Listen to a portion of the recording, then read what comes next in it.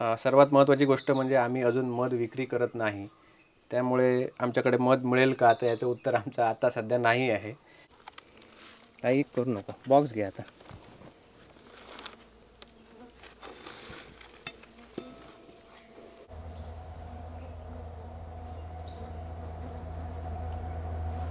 कसे आहात मित्रांनो? मजेत ना असेल मित्र. पुन्हा एकदा तुमच्या सगळ्यांचं स्वागत करतो आपल्या मालवणी लाईफ या यूट्यूब चॅनलमध्ये.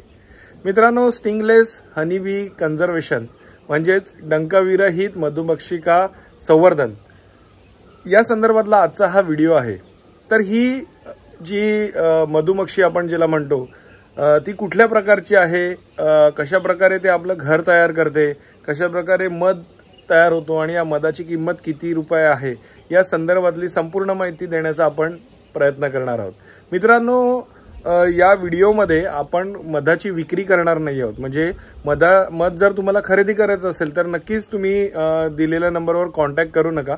पण जर तुम्हाला या संदर्भातली काही माहिती हवी असेल, तुम्हाला देखील असं संवर्धन करायचं असेल, पुढे जाऊन तुम्हाला देखील असा व्यवसाय करायचा असेल आणि तुम्हाला याचं सगळ्यांचं प्रशिक्षण घ्यायचं असेल, तर नक्कीच तुम्ही मिलिंद दादाशी संपर्क करू शकता. याचा नंबर तुम्हाला डिस्प्लेवर पण येईल आणि डिस्क्रिप्शन बॉक्समध्ये पण दिला जाईल. नक्कीच तुम्हाला हा व्हिडिओ आवडेल आणि हा जर व्हिडिओ तुम्हाला आवडला तर व्हिडिओला नक्की लाईक करा.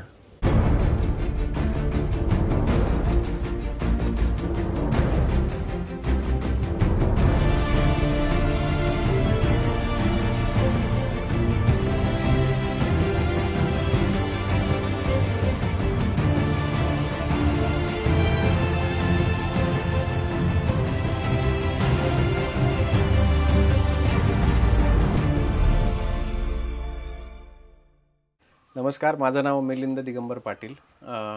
मी पिंगोळीमध्ये राहतो आणि आम्ही इथे गेली 3 वर्ष स्टिंगलेस हनीबी किंवा त्याला पोया मधमाशा किंवा डंखरहित मधमाशा असं सुद्धा म्हणतात, त्यांच्यावरती इथे संशोधन आणि त्यांच्या संवर्धनासंदर्भात आम्ही आता 3 वर्ष काम करतो आहे. या मधमाशा सातेरी आणि इतर मधमाशांपासून वेगळ्या कशा असतात, त्याचं कारण असं आहे की मुळात आधी या माशा सगळ्या स्थानिक आहेत. या सिंधुदुर्गातल्या आपल्या जंगलात अनेक वर्ष या भागामध्ये आहेत. संख्या पण त्यांची भरपूर आहे आणि या मधमाशा ढोलीत आणि काळोखात असतात. यांच्या कॉलनी अनेक वर्ष राहतात, फार छोट्या असतात.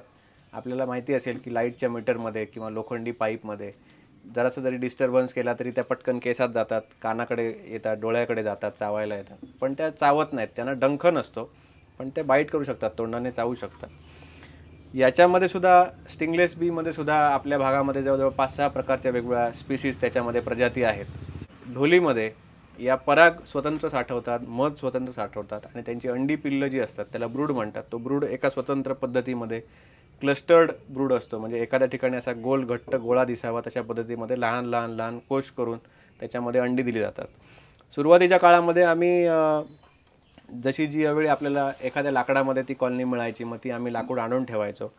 तर तशी पण आम्ही काही कॉलनी ठेवल्यानंतर आम्ही त्या कॉलनी बांबूमध्ये सुद्धा तो बांबू उभा स्प्लिट करून आतमध्ये ठेवल्या. बांबूमध्ये काही वेळा फंगसचा प्रॉब्लेम यायला लागल्यानंतर मग आम्ही बांबूचं थोडं कमी केलं आणि नंतर आता आम्ही हे बॉक्सेस आम्ही बनवलेले आहेत. हे बॉक्सेस 100% ह्याचं जे डिझाईन आहे हे आम्ही आमच्या फार्मवर बीवूड्सच्या माध्यमातून केलेलं आहे आणि आज हे आम्ही शेअर करतो आहे. म्हणजे कॉपीराईट वर्क असून सुद्धा आम्ही हे शेअर करतो, कारण हे बॉक्सेस जास्तीत जास्त लोकांनी बनवावे, जेणेकरून भविष्यामध्ये कलेक्शन होत असताना हनीचं कलेक्शन स्वतंत्र राहील. त्याच्यामध्ये आपण कप्पे केलेत आणि त्या कप्प्यामध्ये पहिला जो कप्पा हा थोडा मोठा ठेवलेला आहे. त्याच्यामध्ये ब्रूड जे असतं, अंडी जी असतात आणि पोलन कलेक्शन हे मॅक्झिमम केलं जातं आणि हनीचं जे कलेक्शन आहे हे मागच्या भागामध्ये केलं जातं. आता हे आपण कप्पे केलेत म्हणून त्या करतात असा भाग नव्हे. आपण एक 30-35-40 कॉलनींचा अभ्यास केल्यानंतर आपल्या असं लक्षात आलं की स्टिंगलेस बी जे आहेत त्यांचा जो ब्रूड आणि पोलनच्या सेक्शनपासून थोडं लांब आणि मागच्या बाजूला हनी कलेक्शन करतायत. मग एक त्याच्यामध्ये आपण लाकडाची डायमीटर म्हणजे लाकडाचा थिकनेस किती असावा, बॉक्सची साईज डायमेन्शन्स किती असावे, याच्या अनेक ट्रायल्स घेतल्या आणि ट्रायल्स घेतल्यानंतर एक सिम्पल मॉडेल आपण त्याच्यामध्ये बनवलं. हे मॉडेल बनवल्यानंतर आपण याच्या एक 5-6-10 बॉक्सेसवरती ट्रायल घेतल्या आणि त्या बऱ्याचशा ट्रायल आता 60-65-70% बऱ्यापैकी यशस्वी झालेल्या दिसत आहेत आणि माशांनी मागच्या चेंबरमध्ये प्रॉपर हनी कलेक्शन केलेलं दिसतं. आता मागच्या चेंबरमध्ये हनी कलेक्शन केल्याचा फायदा हा असतो की बऱ्याचशा ठिकाणी जे बॉक्सेस साऊथ इंडियामध्ये केले जातात ते मधून स्प्लिट केलेले असतात, असे उघडतात दोन्ही बाजूने. मग त्यावेळी ज्यावेळी मध कलेक्शनला बॉक्स उघडला जातो त्यावेळी त्यांची नवीन जनरेशन असते ती डिस्टर्ब होते, बऱ्याचशा माशामध्ये त्याच्यामध्ये डिस्टर्ब होतात. पोलन पॉट्स, हनी पॉट्स फुटले जातात हनी कलेक्शन करताना. पण याच्यामध्ये ज्यावेळी आपण हनी कलेक्शन करतो तर ते फक्त मागच्याच चेंबरमधून केलेलं असल्यामुळे पुढच्या चेंबरमध्ये आपण काहीच डिस्टर्बन्स त्याच्यात करत नाही. ऑफकोर्स त्याच्यामध्ये काही माश्या मागे आलेल्या असतात, पण ज्यावेळी तुम्ही तो बॉक्स काढता आणि त्याला थोडंसं टॅप करता त्यावेळी बऱ्याचशा माश्या पुन्हा ब्रूड चेंबरकडे जातात आणि मागच्या सेक्शनमधून तुम्ही व्यवस्थित हनी कलेक्शन करू शकता. तर याच्यामध्ये अजूनही आमचे इम्प्रूव्हमेंट चालू आहेत आणि पुढच्या 1-2 वर्षामध्ये याच्यापेक्षाही काही नवीन मॉडेल्स आपण नक्कीच लोकांसमोर आणत जाऊ. सध्या आमच्याकडे जवळजवळ एक 35-40 बॉक्सेस हे ॲक्टिव्हली आपण त्याचं निरीक्षण करतोय, ऑब्झर्वेशन घेतोय.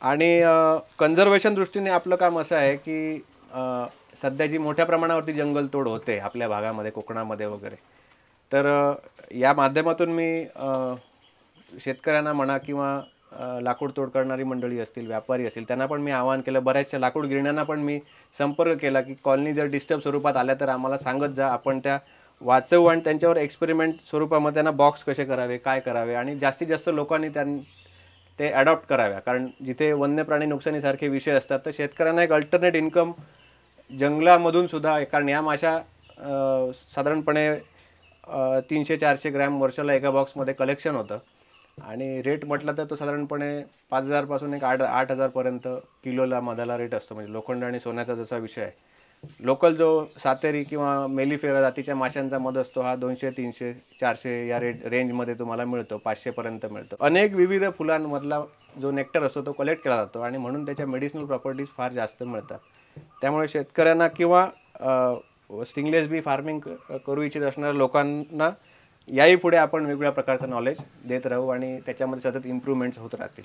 यानंतर आपण आपल्याकडे आता एक वाईल्ड कॉलनी एका सुकलेल्या नारळाच्या झाडातली आपण आणलेली आहे. तर ती आता आपण बॉक्समध्ये कशी ट्रान्सफर करायची ते आता आपण पाहूया.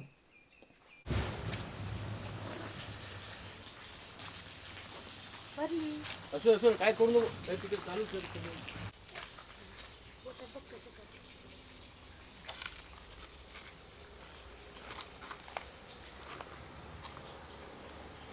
तर आता आपल्याकडे आता एक मेलेल्या नारळाच्या झाडाचं खोड आहे. अच्छा. ज्याच्यामध्ये एक स्टिंगलेस बीची कॉलनी आहे, डंखरहित मधमाशांची कॉलनी आहे. तर काय होतं की बऱ्याच वेळा अशी डेड वूड्स जी असतात, डेड लाकडं जी असतात ती जळावासाठी वापरली जातात. ओके. मग त्याच्यामध्ये त्या कॉलनीचा नाश होतो. अच्छा. मग अशा वेळी आपण त्यांना ती कॉलनी व्यवस्थित कॅप्चर करून क्वीन, त्यांचे ब्रूड, अंडी वगैरे आपण त्यांना बॉक्समध्ये ट्रान्सफर करणार. ओके. सो हे तुम्हाला नेचरमध्ये किंवा वाईल्डमध्ये जाऊन शोधावं लागतं.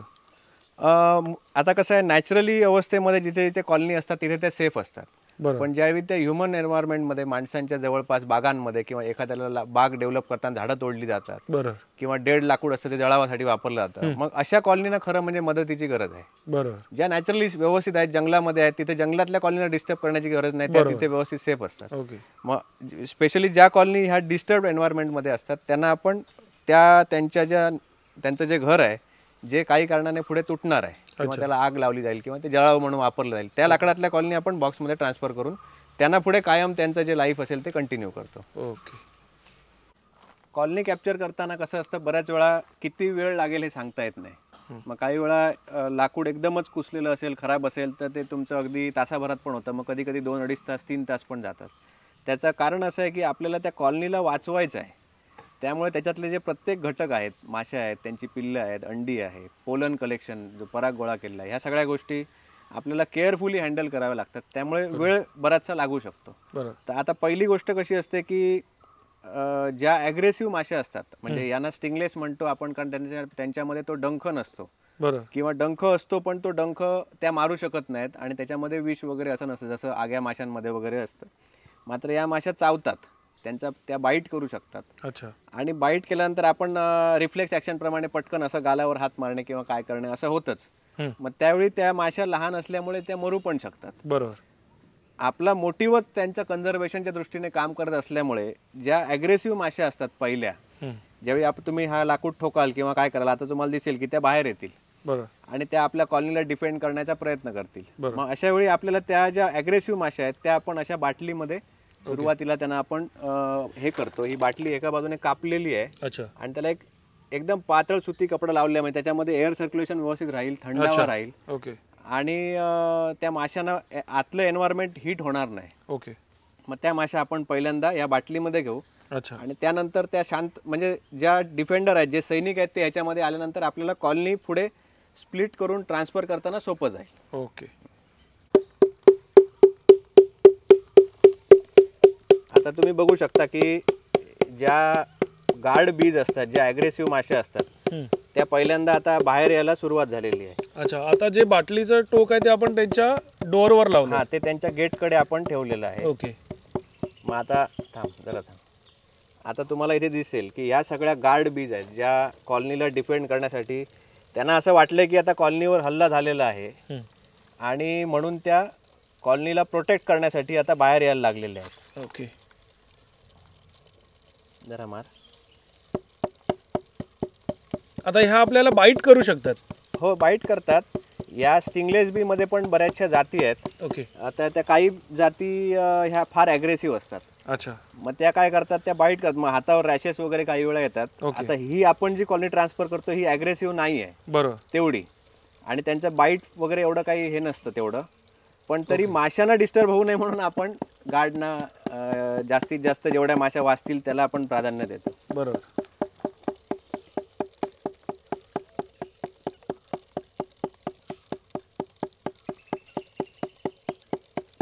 आता कसं असतं की कॉलनीतल्या काही माशा सकाळी त्यांच्या कामाला गेलेल्या होत्या, पोलन कलेक्शन असेल, नेक्टर कलेक्शन असेल, कॉलनीचं क्लिनिंग असेल, त्या त्यांचं काम करत होत्या.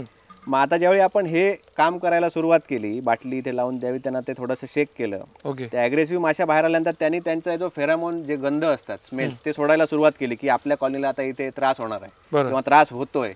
मग ज्या बीज बाहेर गेलेल्या होत्या त्यांना तो वास कळला. आता तुमच्या डोक्यावर बसतायत, हा, त्या बाहेर ज्या गेलेल्या होत्या त्या बीज आता त्या वासाने त्यांना कळलंय की हा कोणतरी शत्रू आता आलेला आहे. ओके. आणि हा आता आपल्या कॉलनीला त्रास देतोय, त्यामुळे त्या आता त्या डिफेंड करण्याच्या तयारीत तुम्हाला दिसते. आता आपण काय करू, याच्यातल्या ज्या गार्ड बीज आहेत त्या बाटलीमध्ये आल्यानंतर आपण ही बाटली व्यवस्थित सावलीमध्ये ठेवू.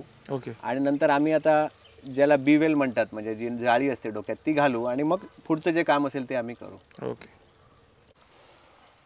तर या आता गार्ड बीज बॉटलमध्ये आपण घेतलेले आहेत आणि ही बॉटल आपण आता सावलीमध्ये ठेवून देणार आहोत. अच्छा.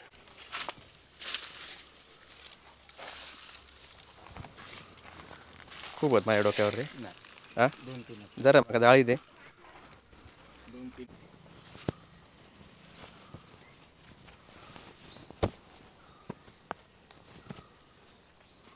जसं आता आपण इथे जाळी घालून काम करणार आहोत, तर बरेचसे लोक म्हणतात की त्या माशा चावत नाहीत. ते खरी गोष्ट आहे, त्या माशा बाईट करत नाहीत, चावत नाहीत, पण ज्यावेळी त्या केसात जातात, कानात जातात, त्यावेळी आपण हाताने झाडतो, काय करतो, यात माशा मरतात. ओके. आणि त्या मरू नयेत, त्यांची कॉलनी वीक होऊ नये आपल्या कृतीमुळे, बरोबर, म्हणून त्यांच्या सेफ्टीसाठी ही जाळी घातली जाते. पण ऍक्च्युली सातेरी वगैरे किंवा आग्या माशा हँडल करताना ही जाळी कंपल्सरी घालावीच लागते, नाहीतर त्या तर डंख करणाऱ्या माशा असतात. ओके दादा, आणि एक माझा एक सिंपल प्रश्न होता की आता हे जे लाकूड आपण आपल्या बागेतनं आणलेलं आहे, पण हे आणताना त्या बागेतल्या आजूबाजूच्या ज्या माशा आहेत त्या पूर्णपणे या लाकडात आलेल्या का, त्यांच्या घरात आलेल्या आहेत? हो. आता कसं असतं की ज्यावेळी तुम्हाला डेड लाकूड हलवायचं असतं, तर त्यावेळी तुम्हाला शक्यतो ते संध्याकाळीच्या आसपास ते तुम्ही शिफ्ट करायचं. ओके. म्हणजे त्यांचा एक टायमिंग असतो, त्या टायमिंगला सगळ्या माशा आतमध्ये, रात्री माशा सगळ्या आतच असतात कॉलनीमध्ये, बाहेर कोण नसतं. ओके. तर दिवसभर त्या कामाला बाहेर गेलेल्या असतात. मग अशा वेळी काही बीज बाहेर राहिल्या तर मग तुमची ती कॉलनीतल्या परत त्या वीक होतात काही वेळा, कारण कामगार कमी होतात कॉलनीत.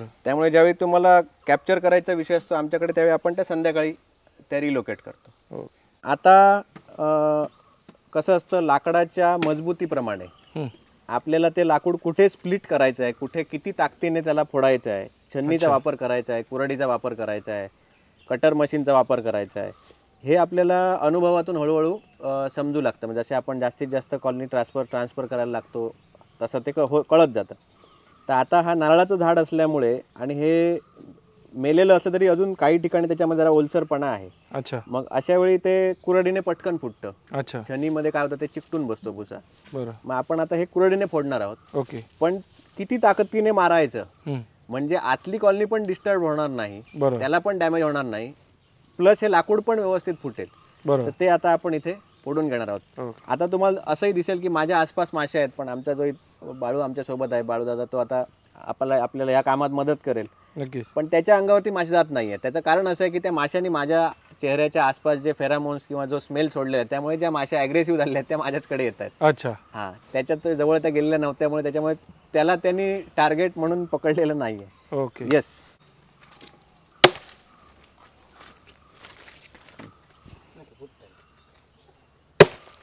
बस झालं. थांब थांब थांब, जरा हळू मार, थोडा हळू हळू हळू मार, लाईट मार, एकदम लाईट. हां बस. थांब थांब थांब थांब, इकडे मारायचं. हे मार.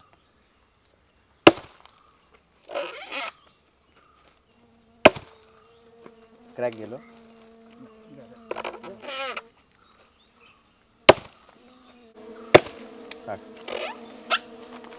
दे जरा. चालू आहे ना. आता बरेमध्ये ना आपल्याला कुऱ्हाडीचं किंवा आपल्या ह्याचं जे निरीक्षण करावं लागतं, बरं, की त्या कुऱ्हाडीला जर डिंक लागत असेल किंवा तिथे समजा तुम्हाला त्याचा स्मेल घेऊन बघावा लागतो की त्याला मध लागलाय का. म्हणजे तसं जर असेल तर ती कुऱ्हाड त्यांच्या कॉलनीत जाते किंवा त्याला लागते असं होतं. अच्छा. ते लागता नये म्हणजे तुम्हाला मध्ये मध्ये त्याची ते बघावं लागतं की तुमची जी ताकद आहे ती जास्त होते की कमी होते. त्यामुळे प्रत्येक घाव जेव्हा तुम्ही मारता किंवा कट करता तर तुम्हाला तुमचे जे हत्यार वापरत असतात ते बघावं लागतं की त्याला डिंक लागतंय. मग डिंक लागत असेल तर तुम्हाला पुढे मारावं लागतं. ओके. किंवा मागे मारावं लागतं. अच्छा. तर ह्या सगळ्या प्रिकॉशन्स आपल्याला घ्याव्या लागतात. प्रत्येक ते अनुभवातून येत जातं हळूहळू. तर मिलिंदा, इथे भरपूर आपल्याला हत्यारं देखील दिसत आहेत ना. होय. तर या सगळ्यांचा वापर आपण केला जातो. कॉलनी ट्रान्सफर करताना करावा लागतो. ओके. मग जसं लाकूड असेल त्या पद्धतीचं हत्यार तुम्ही वापरता. त्या पद्धतीचे हत्यारं घ्यावी लागतात. ठोक आता. अजिबात केसा हात मारू नको. अरे समजला.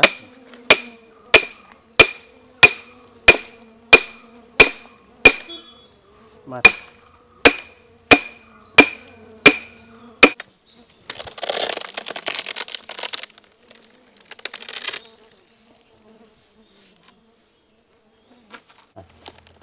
आरामात ओढू नको. ओढ हळू हळू हळू. बस. थांब थांब थांब थांब थांब. हाताखाली अंडी.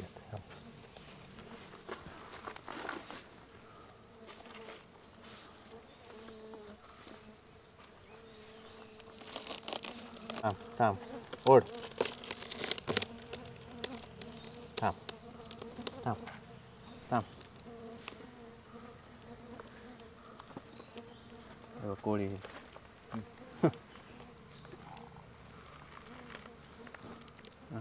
उचलून बाजूक घे.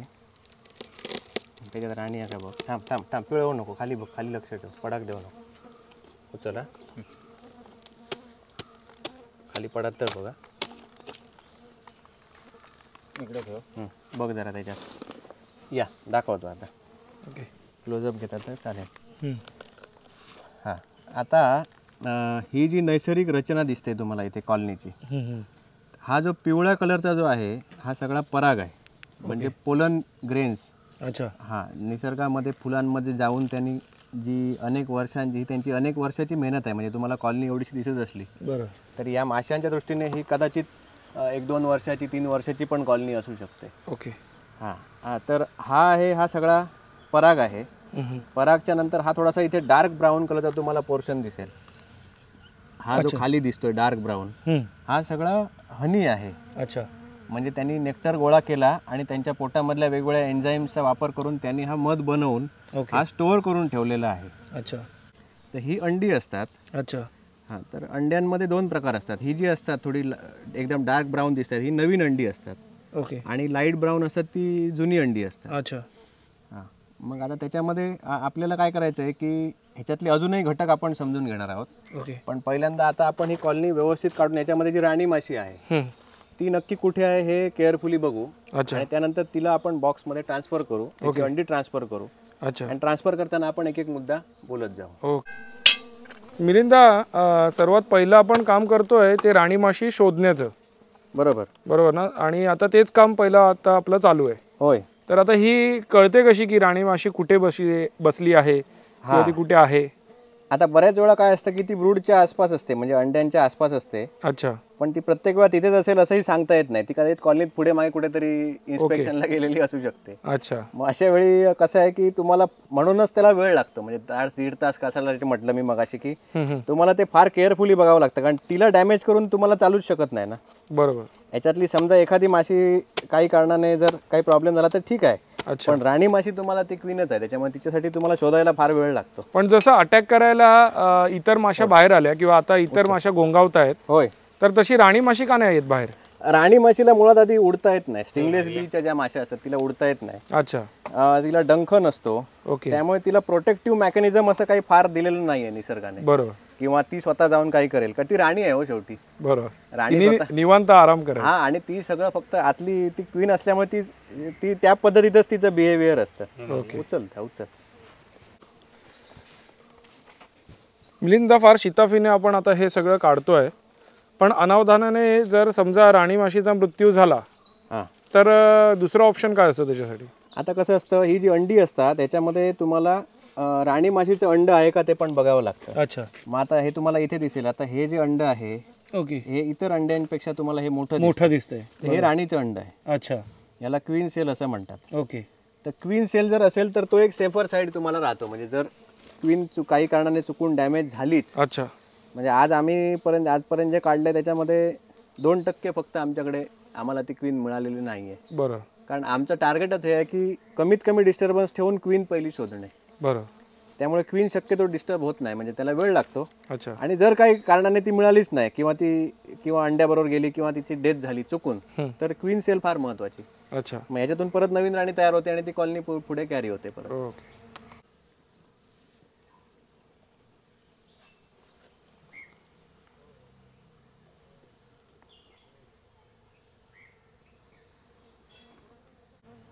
आता ही आपण उचललेली ही अंडी आहेत. ही अंडी आहेत, ही नवीन अंडी आहेत. ओके. म्हणजे तिने हल्ली दिलेली अंडी आहे. अच्छा. तर आता आपण काय असतं की बऱ्याच वेळा राणी ह्याच्या आतमध्ये पण असू शकते. ओके. ह्याच्या आत गॅप्स असतात. हां, मग ती आतमध्ये पण असू शकते सुरक्षित. ओके. किंवा ती ह्याच्यात असू शकते. मग आता ह्याच्यात आहे हे बघत राहिलो तर इथे असेल तर ती पटकन दुसरीकडे जाऊ शकते. बरोबर. त्यामुळे आता आपण प्रथम काय करू, हे बॉक्समध्ये ठेवून घेऊ. अच्छा. हां, म्हणजे जी आपली अंडे ठेवण्याची जागा आहे हां, त्याच्यामध्ये आपण ही अंडी शिफ्ट करू. त्याच्यामध्ये हे ठेवून घेऊ अगोदर. ओके.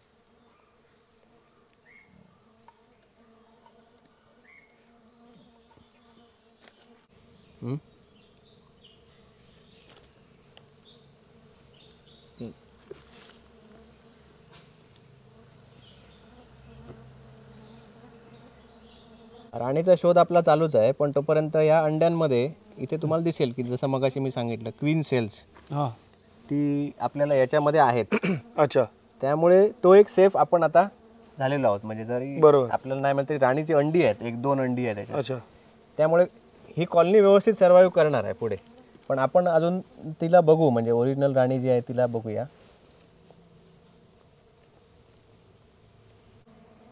आता हा जो आहे हा सगळा पराग आहे. अच्छा. जो पिवळा दिसतो. हा, पिवळा दिसतोय तो. तर पराग आणि काही मध आपण बॉक्समध्ये ठेवतो त्यांना खाद्य म्हणून परत. अच्छा.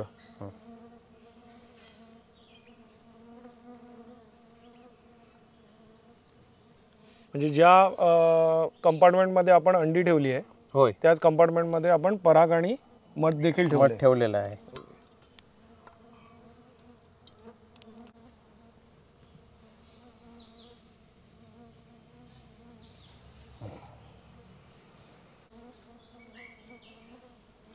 हा जो डिंक असतो हा झाडांचा डिंक त्या गोळा करून त्यांनी प्रोसेस केलेला असा डिंक असतो. त्याला सेरुमेन म्हणतात. आणि रेग्युलर ज्या मधमाशा गोळा करतात त्याला प्रोपोलिस म्हणतात. तर प्रोपोलिस आणि सेरुमेन ह्या दोन्ही वेगळ्या गोष्टी आहेत. अच्छा. तो आपण जरा बॉक्समध्ये जरा लावून ठेवतो. म्हणजे काय होईल की त्यांना आतलं पुढचं जे रिकव्हरीचं काम आहे, अच्छा, ते करायला त्यांना म्हणजे कन्स्ट्रक्शन वर्क करायला बरं पडतं. ते त्यांचं बिल्डिंग मटेरियल आहे ना पूर्ण. ओके. त्याच्यातून त्या परत नवीन सेल्स बनवतात. ओके. म्हणजे हा जो डिंक आहे तो ॲज अ ते बिल्डिंग मटेरियल म्हणून यूज करतात. सो नॅचरली आणलेल्या या ज्या सगळ्या गोष्टी आहेत ज्या आपल्याला या लाकडामध्ये होत्या त्या सगळ्या आपण बॉक्समध्ये शिफ्ट ठेवतो. त्यांचं जे रेझिन होतं ते आपण आत लावलेलं आहे. ओके. आणि थोडंसं रेझिन आपण इथे एंट्रन्स कडे पण लावून ठेवलंय. ओके. इथे जेणेकरून त्या स्मेलला आता बॉक्स आपण पॅक करू. पॅक केल्यानंतर त्या स्मेलने त्या माश्या आत जातील सगळ्या ज्या बाहेर डिस्टर्ब झालेल्या आहेत. अच्छा, म्हणजे ज्या आता या निसर्गामध्ये पसरलेल्या आहेत होय, त्या माश्या आता त्यांच्या नवीन घरात आपोआप जातील त्या वासामुळे. ओके. ही ट्रान्सपरंट शीट आपण काय प्रत्येक बॉक्सला लावत नाही. अच्छा. हां, काही बॉक्स आपण असे 1-2 बॉक्स 5 बॉक्स जे असतात ते ऑब्झर्वेशनसाठी बनवतो. ओके. मग त्यावेळी आपण अशी ट्रान्सपरंट शीट त्याच्यावर लावतो. अच्छा. बाकीचे आपण रेग्युलर झाकण ठेवून त्याला सील करून घेत असतो. अच्छा. तर ऑब्झर्वेशन बॉक्समध्ये काय असतं की आपल्याला तो बॉक्स आपण उघडून बघू शकतो. ओके. आणि त्याची ग्रोथ कशी होते, सीझन प्रत्येक सीझन वाईज कलेक्शन कसं होत आहे, पोलन कसा आणला जातोय, ओके, हनीचं कलेक्शन कसं होत आहे, असं 1-2 बॉक्स जर केले तर आपल्याला एक ओव्हरऑल त्या जागेतली अंदाज म्हणजे तिथल्या फ्लोराचा अंदाज येतो आणि कॉलनीच्या ग्रोथचा अंदाज येतो. अच्छा. तर दादा आता आपल्याला पूर्णपणे राणी माशी याच्यात मिळालेली नाहीये, कदाचित ती आतमध्ये असू शकते, पण तिची जी अंडी आहे ती 100% आतमध्ये आहे. अंडी व्यवस्थित आहेत, पोलन आपण गोळा तिने केलेलं आतमध्ये व्यवस्थित ठेवलेलं आहे. अच्छा. आणि त्याच्यामध्ये 2 राणी माशीची अंडी देखील आपल्याला मिळालेली आहेत, ती आतमध्ये ठेवलेली आहेत. म्हणजे समजा दुर्दैवाने राणीचा आपल्याला नाही मिळाली किंवा ती समजा काही कारण तिची डेथ झाली असेल, ओके, तरी सुद्धा राणीच्या अंड्यातून नवीन राण्या तयार होणार आणि परत त्या कॉलनी कॅरी करतात. राणीची अंडी नैसर्गिक कॉलनीमध्ये तुम्हाला मिळतात, फक्त ती तुम्ही केअरफुली काढून व्यवस्थित तशीच ठेवली पाहिजे. तर ते सुद्धा जर डॅमेज झालं तर मग कॉलनी मग त्याला काही मिनिंग राहत नाही, म्हणजे एवढं जर आपण गलथान काम केलं तर. बरं. पण आता आपण हा बॉक्स व्यवस्थित भरलेला आहे. अच्छा. आणि आता हा बॉक्सला आपण समोर सुद्धा प्रोपोलिस लावून तो काही काळ ठेवू. अच्छा. आणि मग बाहेर ज्या गेलेल्या माश्या आहेत ते त्या प्रोपोलिसच्या वासाने येतील. आपण तोपर्यंत हा जे डिस्टर्ब झालेला स्मेल आहे हा बाजूला करू सगळा. ओके. तर आता आपण त्यांना नवीन त्यांच्या घरामध्ये शिफ्ट केलेलं आहे. जरा झाड आहे, जरा थांब.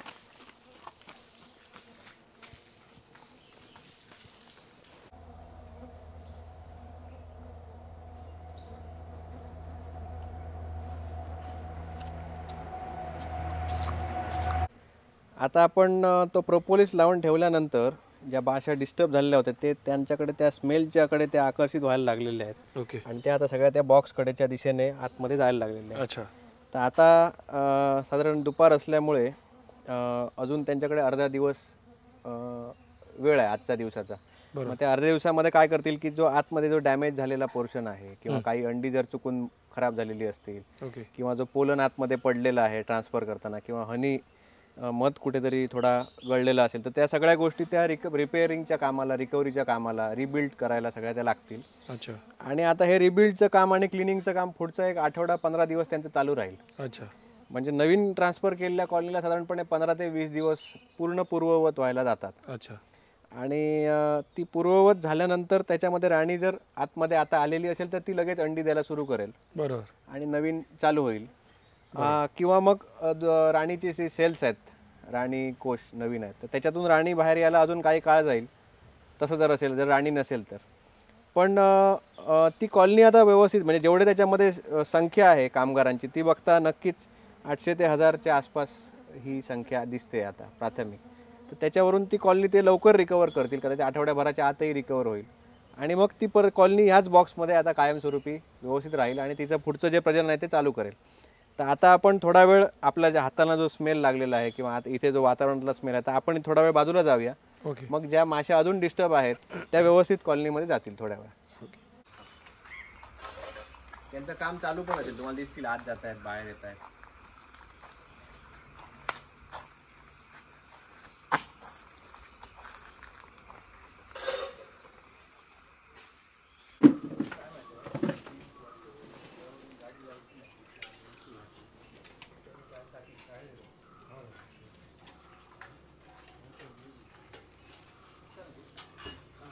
ही जी अंडी आहेत इथे तुम्हाला दिसत आहे की ही पांढरी अंडी जी आहेत ही सगळी जुनी अंडी आहेत आणि त्याच्या खाली जी आहेत तळाला बॉक्सच्या ती नवीन अंडी आहेत. या कॉर्नरला तुम्हाला येलो कलरचे पॉट्स दिसतील इथे. हां हां, तर हा पोलन आहे. आणि तसंच ठेवा, हे बघा ह्या बाजूला जे दिसत आहेत तर हा हनी केलेला आहे, कलेक्ट केलेला आहे त्यांनी. अच्छा. ह्याच्या खाली जो दिसतोय तो. ओके. प्लस आता ही कॉलनी व्यवस्थित इस्टॅब्लिश झाल्यानंतर त्याने थोडासा हनी आता मागे पण गोळा केलेला आहे इथे. ओके. आपल्या हनी चेंबरमध्ये. आणि ही सगळी जी आहेत ही त्यांची नवीन अंड्यातून आलेली पिल्लं आहेत ही ओके. माशांची. अच्छा. हां, यांना उडता येत नसतं. ओके. तर ही न्यूट्रिशन घेतल्यानंतर व्यवस्थित सेट होतात आणि पुन्हा ते या कंपार्टमेंट. 20-एक दिवसात 15-20 दिवसात ती परत त्यांच्या कामाला सुरुवात करतात. तर हा ऑब्झर्वेशन टाईप बॉक्स आहे. अच्छा. याला आपण शीट लावलेली आहे, त्यामुळे आपण त्यांना काही डिस्टर्ब न करता त्यांची ॲक्टिव्हिटी बघू शकतो. याच्यामध्ये राणी आहे आणि ही व्यवस्थित इस्टॅब्लिश झालेली कॉलनी. याची संख्या पण चांगली, जवळजवळ 2-1 हजार माशा याच्यामध्ये आता काम करत आहेत. अच्छा. हे त्यांचं जे सेक्शनचं डिव्हिजन आहे आणि साईज आहे ही आपण सिंधुदुर्गमध्ये ज्या 3-4 स्पीसीज आपण आता काम करतोय स्टिंगलेस बीवर, त्यांच्या अनुषंगाने आपण प्रत्येक स्पीसीजसाठीचे वेगळ्या डायमेन्शनचे बॉक्स, म्हणजे त्यांची जी नैसर्गिक कॉलनी असते आणि त्याच्या ग्रोथ वेगवेगळ्या साईजच्या बॉक्समध्ये कशी असेल हे बघितल्यानंतर या बीसाठी आपण अशा पद्धतीचे बॉक्सेस बनवलेत. आणि कदाचित माझ्या माहितीप्रमाणे हॉरिझॉन्टल बॉक्सेसमध्ये कंपार्टमेंट साईज करून आणि लाकडाच्या थिकनेसवर काम करून बनवलेले हे कदाचित भारतातले पहिलेच बॉक्सेस असतील असं माझं मत आहे. कारण केरळमधल्या, नॉर्थ ईस्टमधल्या वेगवेगळ्या बॉक्सेस आणि डायमेन्शन्सचा आपण अभ्यास केला आणि त्यानंतर कोकणातल्या स्टिंगलेस बीच्या दृष्टीने काय इम्प्रूव्हमेंट केल्या पाहिजेत त्याचा अभ्यास करून आपण हे बनवलेत. आणि आता हे 2 वर्ष आपण याच्यावर ऑब्झर्वेशन घेतोय, त्यामुळे याच्यात अजूनही इम्प्रूव्हमेंट होतील. याचा फायदा एकच की कालांतराने ज्यावेळी मध कलेक्शन करतात त्या माशा मध हा नेहमी वेगळ्या ठिकाणी म्हणजे ब्रूडपासून काहीशा लांब गोळा करतात, मागच्या बाजूला गोळा करतात. या निरीक्षणावर आधारित आपण हे बॉक्स बनवले आणि त्याचे रिझल्ट आपल्याला दिसायला लागलेत. म्हणजे बऱ्याच वेळा आता काही कॉलनीचे आमचे निरीक्षण आहेत, त्याच्यामध्ये निरीक्षणामध्ये त्यांनी त्या जो मध आहे हा मागच्या बाजूला कलेक्ट केला आहे आणि मध काढताना आपण हा जो पुढचा भाग आहे तो कधीच डिस्टर्ब करत नाही. त्यामुळे त्यांची नवीन पिल्लं किंवा त्यांचा कलेक्ट केलेला जो पोलन आहे तो काय खराब होण्याचा किंवा डिस्टर्ब होण्याचा प्रश्न येत नाही. आपण मागच्या बाजूने आता जो हनी आहे तो कलेक्ट करत असतो. तर आपण आता या सेशनच्या एंडला आलेलो आहोत. माझ्यासमोर इथे मी 3 मधाच्या बाटल्या ठेवलेल्या आहेत. सर्वात महत्त्वाची गोष्ट म्हणजे आम्ही अजून मध विक्री करत नाही, त्यामुळे आमच्याकडे मध मिळेल का तर याचं उत्तर आमचं आता सध्या नाही आहे.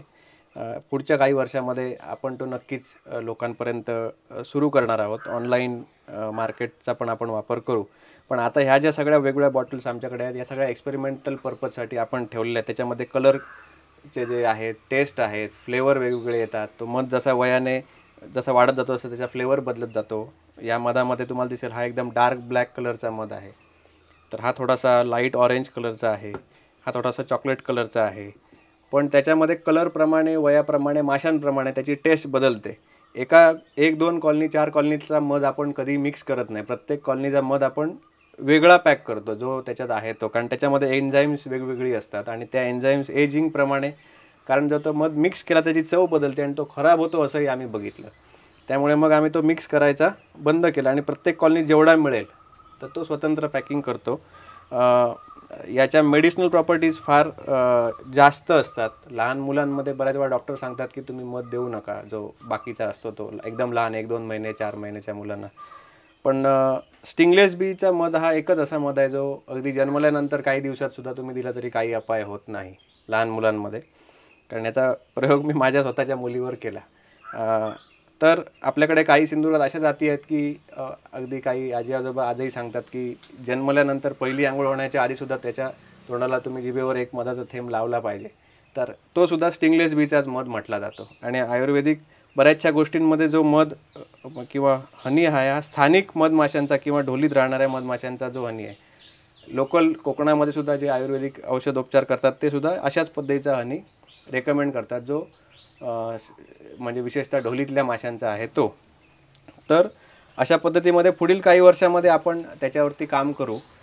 व्हिडिओच्या शेवटी मी सर्व लोकांना एकच आवाहन करेन की आता काय झालं आहे की बऱ्याचशा ठिकाणी जंगल तोडीचे विषय चालू असतात, लाकडं तोडली जातात, जंगलं तोडली जातात. त्याच्यामध्ये बऱ्याचशा सुकलेल्या लाकडांमधून ती पोळी जळावं म्हणून जातात आणि सिंधुदुर्गातून दरवर्षी माझ्या माहितीप्रमाणे अशी शेकडो मधमाशांची पोळी आहेत जी झाडाच्या ओंडक्याबरोबर जळावं म्हणून जातात आणि ती कुठेतरी फॅक्टरीमध्ये वगैरे जाळून टाकली जातात. तर हे फारच दुर्दैवी गोष्ट आहे.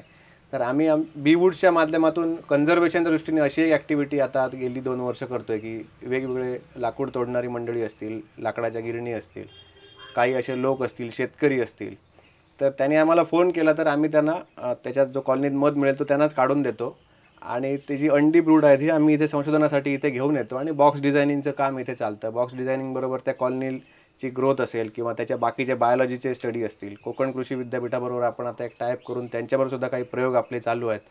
तर याच्यासाठी या कॉलनी आपण संवर्धन करण्याचं काम करतो, त्यांना एक नवीन घर देतो.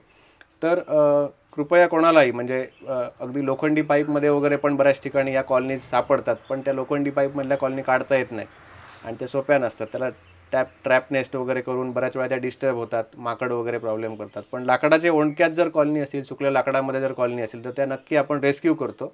आणि इथे याच्यातल्या बऱ्याचशा कॉलनी आपण तशा आणलेल्या आहेत आणि त्यांच्या अनेक पिढ्या इथे आता संवर्धित केलेल्या आहेत.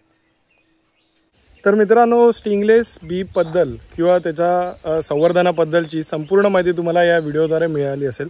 So big thumbs up Milind दादासाठी की जसं बांबूबद्दलची त्यांनी माहिती सांगितली तशीच या बीच्या संवर्धनाबद्दलची माहिती देखील त्यांनी सांगितली.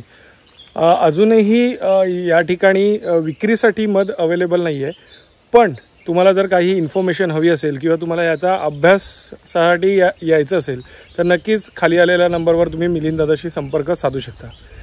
मित्रांनो, मिलिंद दादाकडे कलेक्ट केलेलं मध जेव्हा आम्ही चाखलं तेव्हा त्याची टेस्ट पाहून खरोखर आम्हाला असं वाटलं की हे ओरिजिनल आहे.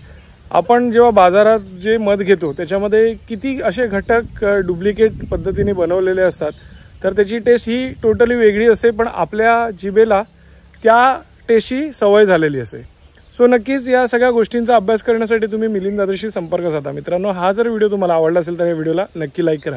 तुम्ही जर चॅनलवर नवीन असेल तर चॅनलला सबस्क्राईब करायला विसरू नका आणि बाजूची ती बेल आयकॉन नक्की दाबा, जेणेकरून आपल्या सर्व नवीन व्हिडिओचे नोटिफिकेशन सर्वप्रथम तुम्हाला मिळतील. असे छान छान व्हिडिओ मी तुमच्यासाठी नक्कीच घेऊन येईन. तोपर्यंत बाय बाय. देव बरे करो.